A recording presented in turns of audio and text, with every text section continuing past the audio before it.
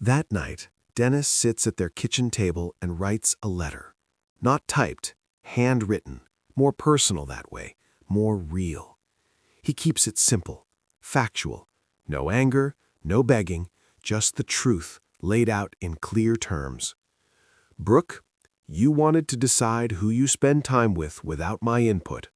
I respect that choice. You said I don't get a say in your decisions. You were right.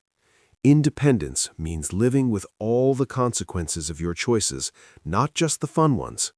You told strangers this weekend that you were separated. I'm making that true. Divorce papers will be filed Monday. My attorney will contact you Tuesday. You're free now, completely free. This is what you wanted. Dennis. He places the letter in an envelope on the kitchen table. Then he removes his wedding ring and sets it on top of the envelope. By midnight, his truck is loaded. Dennis takes one last look at the house they bought together 5 years ago. The kitchen where they cooked dinners, the living room where they watched movies, the bedroom where they made plans for a future that's never going to happen now. Then he locks the door, leaves his keys on the counter, and drives to Milwaukee. No looking back, no second thoughts, just a man who finally understood that sometimes the most loving thing you can do is walk away from someone who doesn't value you. What's good, everyone? Before we dive into today's absolute dumpster fire of a story, smash that subscribe button and drop a comment telling me if you've ever dodged a bullet like this guy. Trust me, you'll want to stick around for this one. So picture this. It's a random Tuesday night, and our guy Dennis is sitting across from his wife Brooke at their kitchen table, chopsticks deep in some lukewarm Chinese takeout. You know, the kind of casual dinner that used to hit different when they first got hitched, back when she actually laughed at his jokes instead of checking her phone every 5 seconds. Then Brooke drops the line that basically nukes their entire marriage. I decide who I hang out with, Dennis. You don't get a vote. Bro, the audacity. Dennis isn't even being weird about it. He's literally just asking why she needs to bounce 3 times this week at like 10 p.m. Seems reasonable, right? But Brooke's acting like he just asked for her passwords and a full GPS tracker. She's got this whole new vibe going on. Fresh jewelry he's never seen, a sharp look in her eyes like she's ready to fight, chin up like she's the main character in some empowerment movie. Dennis keeps his cool, though. He's like, I'm not trying to control you. I just want to know why you're ghosting out 3 nights a week. Simple question. Her response? Because I want to. These are my friends and we support each other. We don't judge each other's choices. The irony of her judging him while preaching about not judging is chef's kiss, but Dennis keeps that observation in his back pocket for now. So he tries again. When I ask where you're going at 10 p.m., that's me being controlling? And she explodes, face red, chairs scraping against the floor, full main character meltdown. Yes, I'm a grown woman. I don't need permission to leave my own house. Classic deflection move, honestly. Dennis stays calm. I never said you needed permission. I'm asking because I care about your safety. But Brooke's already standing up, ready to storm off. This is exactly what they said you'd do. Turn it around and make me feel guilty for wanting independence. Ah yes, they. The mysterious they who apparently know Dennis better than his wife of 9 years does. Turns out they are Brooke's new squad from some Instagram group called the Minneapolis Women's Empowerment Circle. She joined 4 weeks ago, and now suddenly Dennis is the villain in her story. From what he can tell, this empowerment group is basically just a wine-drinking, husband-bashing club that meets at sketchy hours. The ringleader? A woman named Valerie who got divorced at 27 and apparently collects married women like Pokemon cards. Then there's Kristen. 2 kids, 2 different dads, both dads are MIA, but somehow she's the victim. And Diane, who's on engagement number 3 and shilling whatever pyramid scheme is trending that month. These are the life coaches Brooke chose. These are the people giving marriage advice to her wife of 9 years. Dennis tries to bring this up. When your independence includes rolling home at 2 a.m. smelling of cigarettes and someone else's cologne, maybe we should talk. Brooke's response is ice cold. Maybe I don't owe you explanations anymore. The kitchen goes silent except for the fridge humming, and that's when Dennis realizes the woman he married isn't standing in front of him anymore. So Dennis takes a breath and says something that catches Brooke completely off guard. All right, you're absolutely right. Your friendships are your choice. Your decisions are your choice. She blinks. She was clearly geared up for a massive fight, and now she doesn't know what to do with herself. Good, she says slowly. Finally. Dennis nods. And since we're talking about choices, I've got some of my own to make. You can literally see the confidence flicker on her face. What's that supposed to mean? He starts clearing the dishes, keeping it casual. It means if you want complete independence with your choices, then I get the same independence with mine. Fair is fair, right? Brooke follows him to the sink. Don't be dramatic. This is about friendship, not our marriage. Is it? Dennis turns to face her. Because from where I'm standing, you're getting life advice from women who can't even maintain their own relationships. Her eyes narrow. Don't you dare insult my friends. I'm not insulting anyone, Dennis says calmly. I'm making an observation. But you're right, it's not my place to judge. He pauses. Your choices are personal. The way he emphasizes personal makes her pause. She's not stupid. She can hear the shift. What are you planning? She asks. Nothing dramatic, just exercising my own right to personal choices. They stare at each other for a long moment. She's trying to figure out if he's bluffing. Spoiler alert, he's not. Good, she finally says, turning away.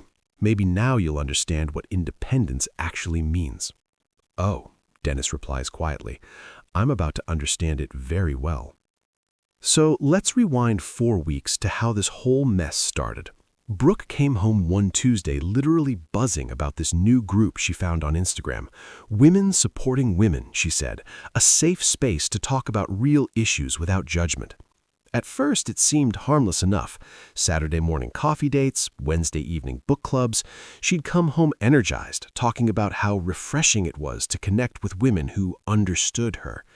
But then the meetings got more frequent. 3 times a week turned into 4. Evening hangouts that used to end at 9 p.m. started stretching to 11, then midnight, then 2 a.m. on a freaking work night. And her vocabulary changed. Suddenly, everything Dennis did was toxic masculinity. Every question he asked was emotional labor. Every concern he raised was him trying to reclaim his power over her.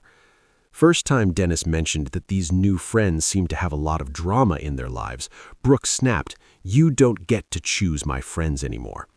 "I'm not choosing anything," Dennis said.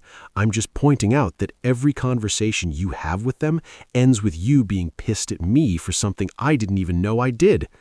That's because you don't understand female friendship. We support each other." But the support seemed pretty one-sided. Valerie constantly posted on Insta about her married boyfriend. Kristen shared screenshots roasting her baby daddies while cashing their child support checks. Diane documented each new MLM scheme with the same hype, never acknowledging the previous failures. These were the women teaching his wife about healthy relationships. 3 days after their kitchen showdown, Dennis did what any reasonable person would do when their spouse starts taking life advice from randoms on the internet. He got curious about who these people actually were. Time to do some digging. So Dennis spends about 20 minutes on Instagram and finds the group. It's wild how much people share when they think nobody's watching, right? The profile is semi-public, visible enough to see the whole toxic dynamic playing out in real time. The feed is filled with wine bottles captioned "Self-Care Sunday" and those cringe quotes about leaving dead weight behind.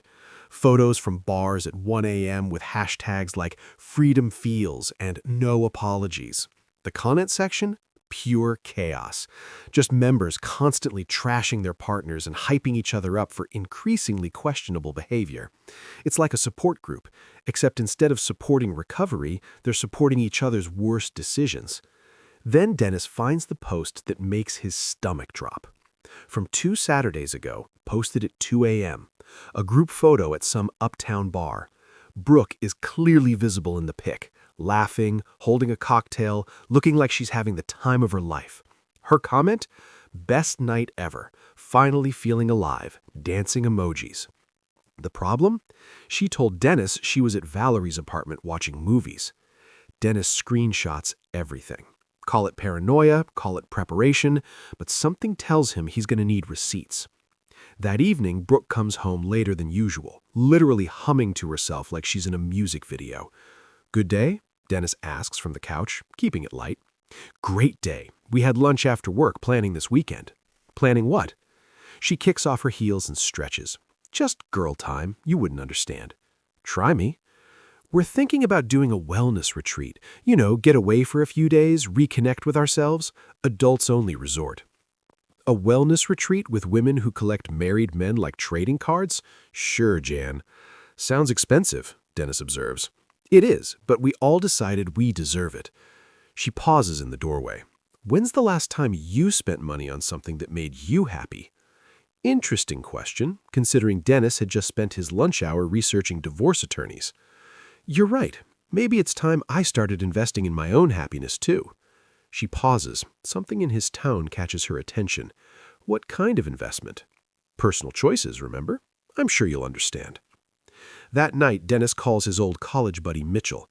He's an attorney in Chicago. Doesn't practice family law, but he'll know who to call. "Dennis, hey man, what's going on?" "I need some information.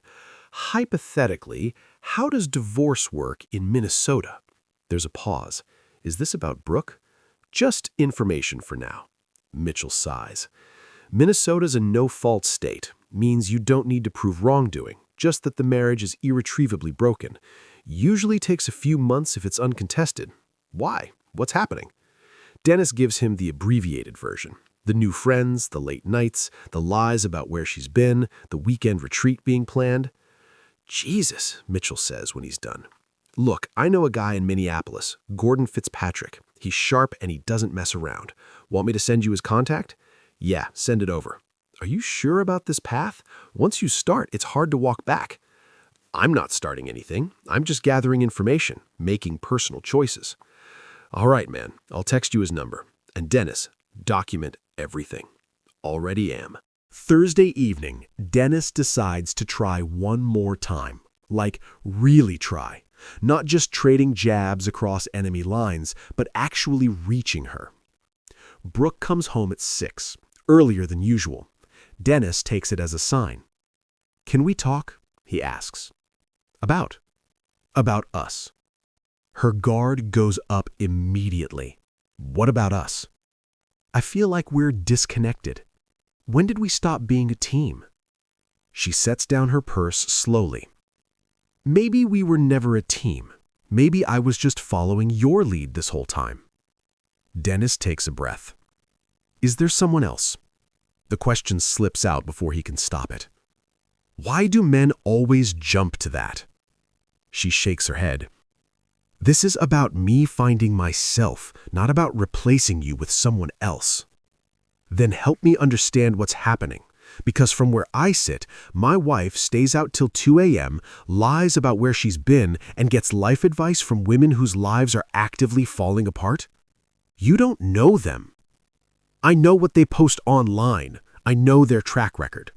3 divorces between the 3 of them, 4 kids with absent fathers, 7 jobs lost in the past year, but sure, they're qualified to tell you how to live your life.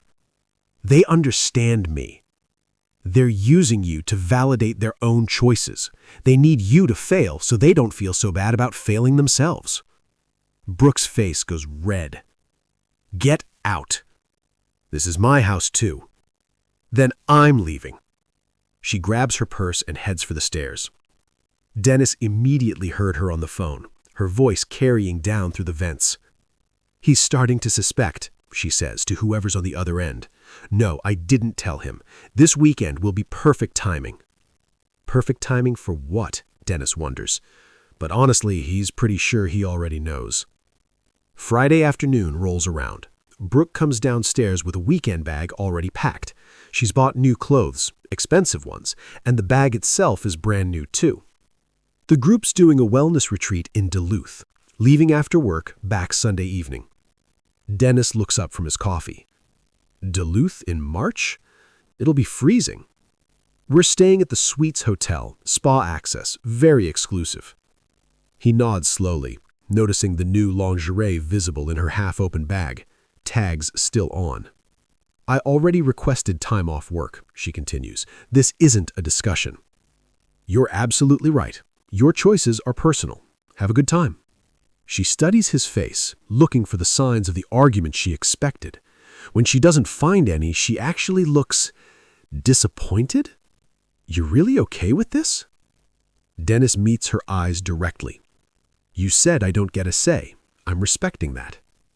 Oh, well, good. Valerie picks her up at 5. Dennis watches from the window as all 4 women pile into the car, already passing a flask between them before they even leave the driveway. They're laughing, loud and carefree. Brooke doesn't look back at the house once. The second her car disappears around the corner, Dennis goes into motion. Time to get serious. First call, Gordon Fitzpatrick, the attorney Mitchell recommended. Dennis leaves a message requesting a Monday morning appointment. Then he starts documenting everything. He photographs every room in their house, every piece of furniture they bought together, every appliance, every detail of their shared life. He pulls copies of financial records, their marriage license, insurance documents. He organizes all those Instagram screenshots into a folder with dates and timestamps. Next comes the practical stuff. Dennis opens his laptop and transfers half their joint savings into a new personal account. $18,400, exactly half. Clean and fair. Then he starts packing. 2 suitcases with essentials, clothes, toiletries, important documents, things he'll need if he's not coming back. His younger brother, Calvin, lives in Milwaukee, about 3.5 hours away. Dennis calls him. Hey, Dennis, what's up? Can I crash with you for a bit? Pause. How long is a bit? Might be permanent. Jesus, what happened? I'll explain when I get there. Is your guest room available? Yeah, man. Yeah, of course. You okay? I will be. Saturday morning starts with a text from Brooke at 9:47. Just finished yoga session. So relaxing. Dennis pulls up the Suites Hotel Duluth website. No yoga facilities. 10 minutes later, Valerie posts an Instagram story. The 4 of them at the hotel bar with mimosas. Duluth skyline visible through the windows behind them. Brooke is clearly visible in the background, laughing, her hand resting on some random dude's shoulder. Dennis saves the screenshot. The afternoon passes quietly. He loads his truck with the packed items. His neighbor, Patricia, sees him from her yard. Going somewhere, Dennis? Just making some personal choices, Patricia. She gives him a look that says she understands way more than he said. Well, you take care of yourself. I will, thank you.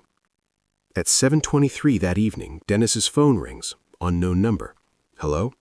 Hey man, is this Dennis? The voice is male, mid-30s, slightly drunk. Who's asking?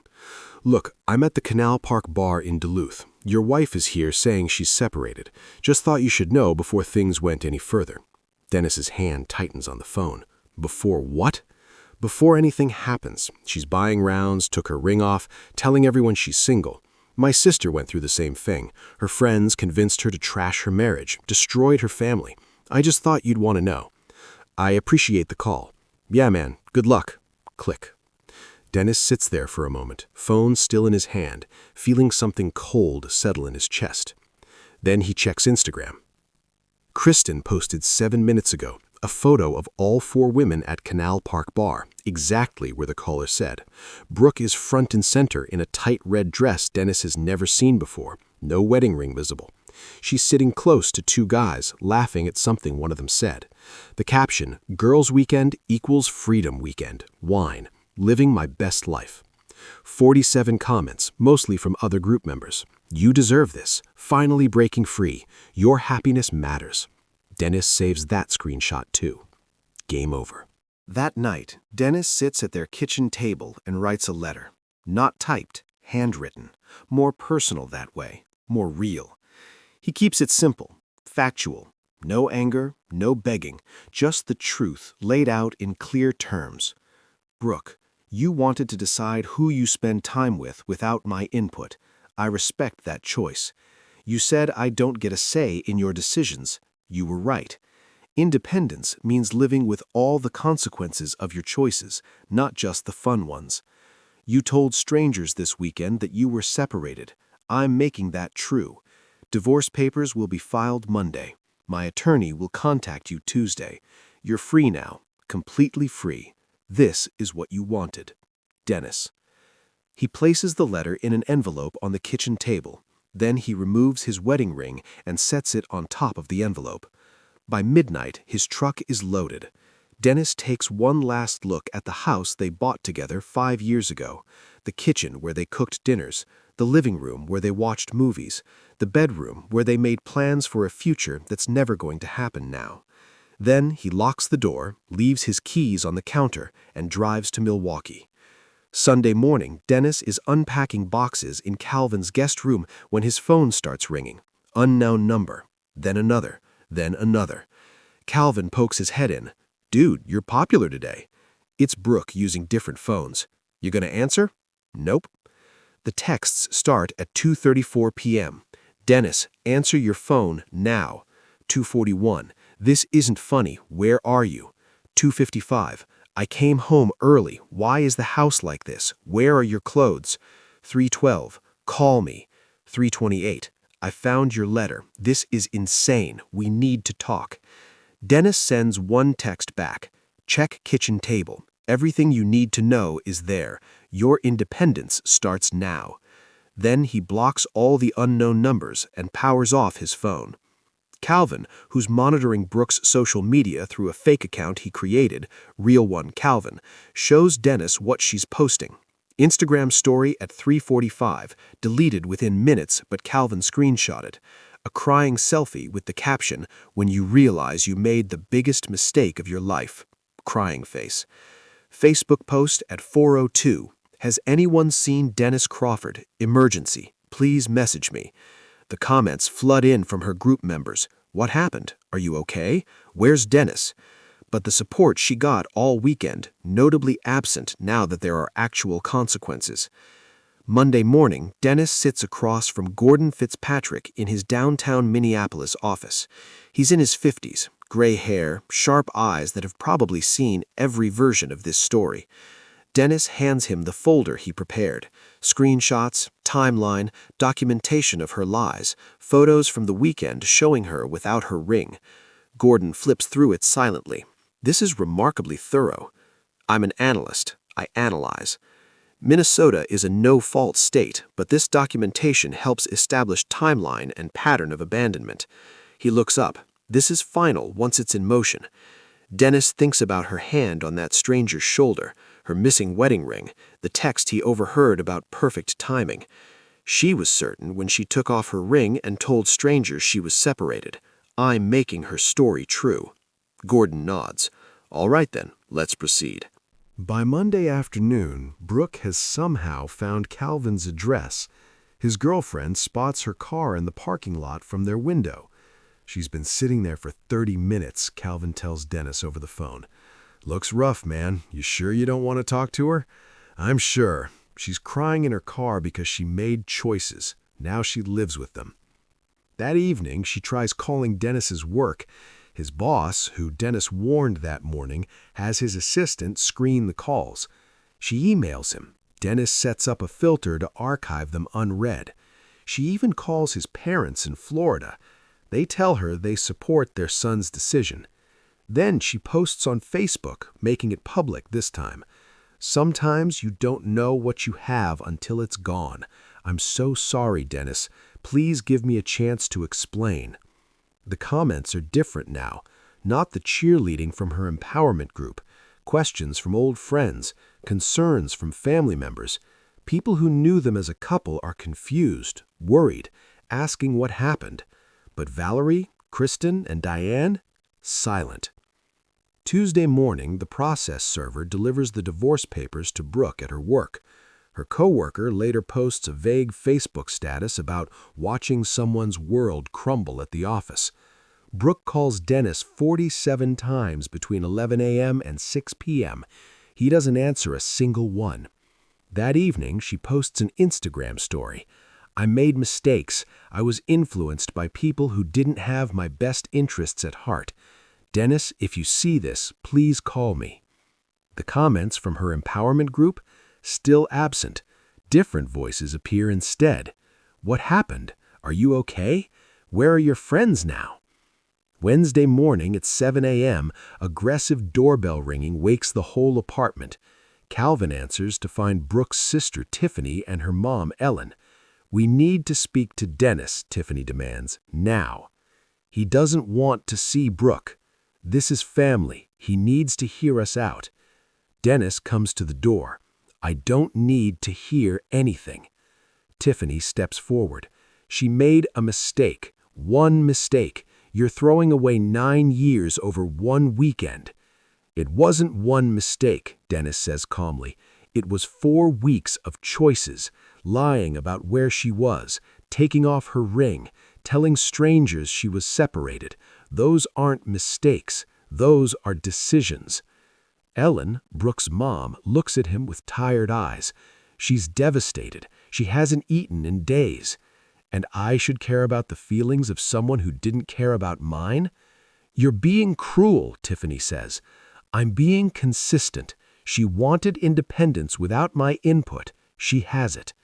"Think about your future children." "I'm not having children with someone I don't trust." Dennis closes the door. They pound on it for 5 more minutes before giving up. Later, Tiffany posts on Facebook about cold-hearted people who'd rather be right than happy. Ellen, surprisingly, leaves a comment that makes Dennis think she understands more than her daughter does. "The blood of the covenant is thicker than the water of the womb. Maybe he understands loyalty better than you think." Tiffany deletes the post an hour later. The dominoes are falling, and they're picking up speed. Thursday afternoon, Dennis is working from a coffee shop near Calvin's apartment when 3 women slide into the booth across from him, uninvited. Valerie, Kristen, and Diane.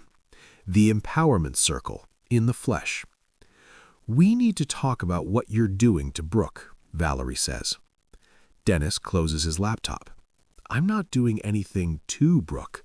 I'm removing myself from her life. Exactly what she wanted." "She was just trying to find herself," Kristen protests. "And she found herself in a bar in Duluth without her wedding ring, sitting with strange men. Mission accomplished." Diane leans forward. "You're punishing her for having friends." Dennis pulls out his phone and shows them screenshots of their own posts.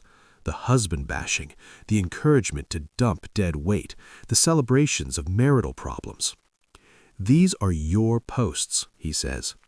"You 3 have 3 divorces, 4 broken engagements, 5 kids with absent fathers, and 7 jobs lost between you in the past year. But somehow you're qualified to give marriage advice?" Valerie's face goes red. "Our personal lives have everything to do with this. You projected your failures onto my wife. Misery loves company. You wanted her to fail like you did." "That's not fair," Kristen says weakly. "You know what's not fair? Convincing a woman in a stable marriage to throw it away so you'd all feel better about your own failures." Diane tries one more angle. "If she cuts us off, will you reconsider?" "You're asking if I'll take back a wife who only changes when faced with consequences? That's not change, that's panic. The answer is no." Dennis leaves cash for his coffee and walks out. That evening, he receives an anonymous text. Someone screenshotted the group's private messages and sent them to him, probably one of their ex-boyfriends or an angry former member. The messages show them panicking, blaming each other for how the advice backfired. Valerie, "I told you guys she wasn't ready for full independence." Kristen, "You're the one who said men need to be taught lessons." Diane, "Maybe we should have encouraged counseling instead." The empowerment circle is eating itself alive. Friday afternoon, Dennis gets a call from Brooke's boss, Roger. They'd met at several company events over the years. "Dennis, I'm calling as a courtesy. Brooke's performance has declined significantly. She's missed 3 days this week, and today she broke down crying in a client meeting." "I appreciate you telling me, Roger, but that's not my concern anymore." I know something's going on. She's told people here you filed for divorce. Is there any chance of reconciliation? I hate to see this affecting her career. The divorce is proceeding. What she does with her career is her choice. Understood. I had to ask. That evening, Dennis's old college roommate Lance calls. Man, I saw Brooke at Target. She looked destroyed, like physically different. What happened? Dennis explains the full story. Jesus, Lance says when he's done. I had no idea. She told people you were being controlling. Of course she did. That was easier than admitting the truth. For what it's worth, seeing her now, she knows she messed up. Knowing it and living with it are two different things. The consequences are real, and they're just getting started. 2 weeks after Dennis left, Brooke asks to meet in person. He agrees, choosing a Caribou Coffee in Richfield, neutral territory. She's already there when he arrives, 15 minutes early. She looks like she hasn't slept in days. Her usually styled hair is pulled into a messy ponytail. No makeup. Clothes that hang loose on a frame that's lost weight. Dennis sits down across from her without ordering anything. Thank you for agreeing to meet, she starts immediately. You said it was urgent. What do you need? I need you to understand. I was confused. Those women, they made everything seem so simple. They made it seem like you were the problem. And now I see they were the problem. I cut them off. All of them. Blocked them, deleted Instagram, everything. Good for you. You learned something. She leans forward desperately. So we can talk about fixing this? There's nothing to fix. It's broken. But I changed. I see what I did wrong. You changed because you faced consequences. That's not growth. That's panic. Real change happens before consequences, not after. Tears start streaming down her face. I love you. I never stopped loving you. You loved having me as a safety net. You loved knowing I'd be there while you played single. That's not the same thing. I wasn't playing single. I was trying to find myself. You found yourself in Duluth without your ring, telling men you were separated. You found exactly who you are. That wasn't me. That was the wine, the pressure from the group. Adults don't get to blame wine and peer pressure. You made choices, own them. Her voice breaks. What do you want me to do? Get on my knees? Beg? I want you to understand that actions have consequences. You wanted independence? You have it. All of it. So that's it? 9 years means nothing? Dennis stands up. 9 years meant everything, right up until you decided they didn't. He walks out. Through the window, he can see her sitting there, crying into her hands. The barista approaches after a while, probably asking if she's okay. She leaves without answering. 2 weeks later, Gordon calls with an update. Brooke's attorney is requesting mediation. She's willing to let you keep the house if you'll delay the divorce. Why would she do that? Between you and me, I think she's hoping you'll change your mind during the delay. No delay. Standard division. House gets sold. We split proceeds. Are you sure? The house market's good right now. You could keep it. I don't want anything that reminds me of who I thought she was. Over the next month, the dominoes continue to fall. Valerie's married professor gets caught when his wife finds their messages. He's facing disciplinary hearings at the University of Minnesota. Valerie loses her side job doing social media for his department. She posts a desperate status about being used and betrayed. Kristen's baby daddies both file for formal custody evaluation. Her Facebook posts about her party lifestyle are being used as evidence against her. She makes her account private and deletes most of her posts. Diane's third fiancé calls off her wedding after discovering the debt she accumulated from failed MLM schemes. Her engagement ring appears on Facebook Marketplace 3 days later. And Brooke? She posts her own statement. I destroyed my marriage by listening to people who couldn't maintain their own relationships. I take full responsibility. Dennis was right about everything. 3 months after Dennis filed, they meet at the Hennepin County Courthouse for the final hearing. Brief, procedural, almost anticlimactic after everything that led to this moment. Brooke looks smaller than Dennis remembers, paler, older. She tries to make eye contact several times during the proceedings. He looks straight ahead. The judge reviews the papers. The marriage is hereby dissolved. Division of assets as agreed. 11 minutes. 9 years reduced to 11 minutes and a judge's signature. Outside the courthouse, Brooke lingers while her attorney tries to guide her away. Finally, she approaches Dennis before he can reach his car. "Can we talk? Just 5 minutes." What's left to say? "That I understand now. That I see what I had and what I threw away." "Good. Hold on to that understanding. It'll help you not make the same mistake twice with someone else." "You mean?" "I mean in general, with friends, family, whoever. Understanding that people have value before you lose them." "Do you hate me?" "No, I don't hate you at all." "Do you still love me?" Dennis thinks about that carefully. "I love who you were. I don't know who you are now. I'm trying to be better. Be better for yourself. Not for me, not for any man. For you. Are you seeing anyone?" "That's not your concern anymore." "That's a yes, then. That's a we're divorced now. My life is my own." She nods slowly. "I see you sometimes around town. You look happy." "I am happy. I'm glad. I mean that. You deserve to be happy. So do you, just not with me." "If I had it to do over," "But you don't. Nobody does. That's why choices matter."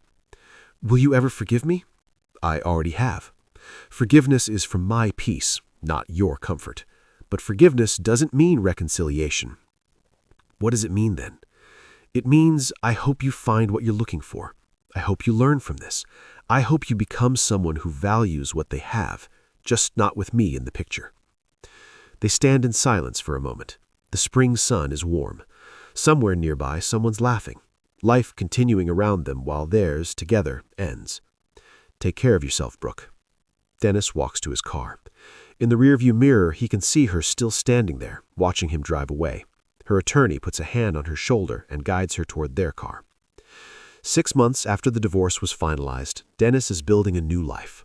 Small condo in Minneapolis's North Loop. Clean, modern, his alone. Work promoted him to senior analyst. He reconnected with old friends he'd neglected. Started coaching youth basketball at the YMCA. Saw Calvin regularly. Their relationship stronger than it had been in years.